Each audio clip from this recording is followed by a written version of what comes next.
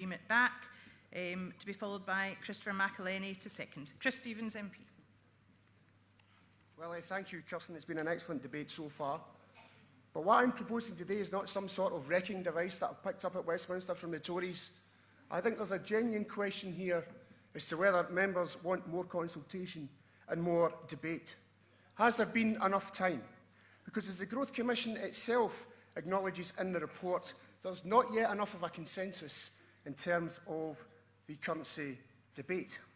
Now, I think there is a difference of opinion at the moment within our movement on the merits of the Growth Commission. And there are aspects of the policy which require further examination. We've had national assemblies, which I think have been a huge success, and I want to see more of them. But the output has not been seen. A final report was promised, and it's not been produced. Today's amendments focus on concerns about the speed with which we move to our own currency, the 6 fiscal tests, which are being characterised as a commitment to austerity by actually our unionist opponents who actually believe in austerity, and the merits, of course, of the annual solidarity payment. Now, I accept that those amendments could mitigate the position, and I certainly accept that both my friends Keith and Derek have modified some of the Commission's recommendations. But I have a very real concern, as acknowledged in the Standing Orders and Agendas Committee report, that they only focused amendments on some of those issues and rejected an amendment on financial regulation.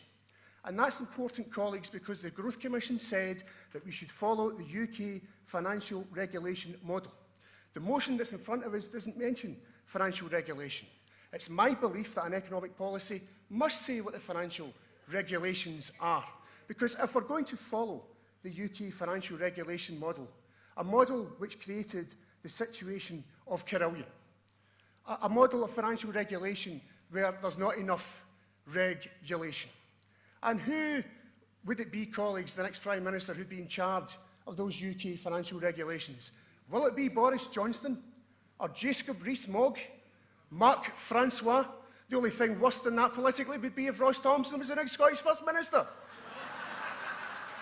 And we really need to discuss the financial regulation issue, and I don't understand why the Standing Orders and Agendas Committee rejected that. We need to continue this debate further, colleagues and friends, because the UK financial regulation model is a toothless model. And I want to see an economic policy not based on tests, but the first consideration based on the social needs of the people of Scotland. Colleagues and friends, we're going to have a Citizens' Assembly. The Citizens' Assembly may wish to discuss currency. What if it comes up with a different model than what we are discussing today? Colleagues, I think it's been a good debate, but I think the debate needs to continue.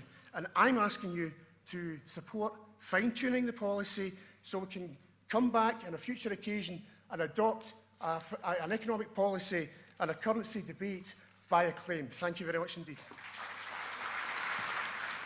Thank you, Chris. I can call on Christopher McElhenney to second the remit back, and I can ask Chris Hanlon to be ready to come to the podium.